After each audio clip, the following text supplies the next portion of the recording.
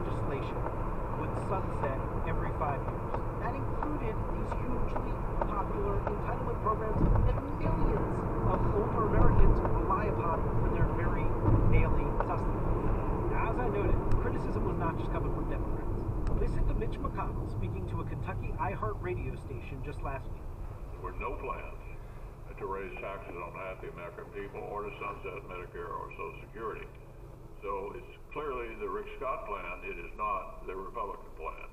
And it did not go unnoticed by either Mitch McConnell, the Republican leader in the Senate, or President Biden, that Rick Scott hails from and represents the state of Florida.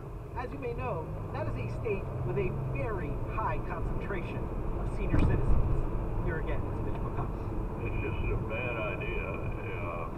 I think it will be a challenge for him to deal with this in his own reelection in Florida, a state with more elderly people than any other state in America. And when President Biden was selling his State of the Union message in the Sunshine State last week, the very idea of Senator Florida wants to be associated with Medicare, I find it so outrageous that right now people, I guarantee you, will not have, I will be on the fence social.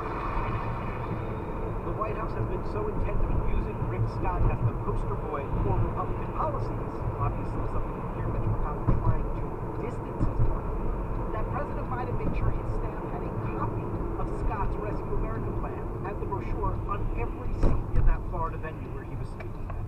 And this is not the first time we've seen Rick Scott retreat from what he initially proposed. Listen to Senator Scott last February at CPAC as he was rolling out his plan.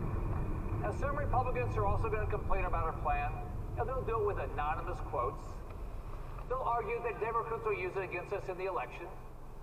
I hope they do, because my response is, bring it on. Well, by the way, those Republicans who were complaining about the plan, like Mitch McConnell and many of Rick Scott's colleagues, they were right. Democrats did use it against Republicans in the election, and they used it to pretty good success. Remember, Democrats performed better in these midterms than nearly anybody had expected.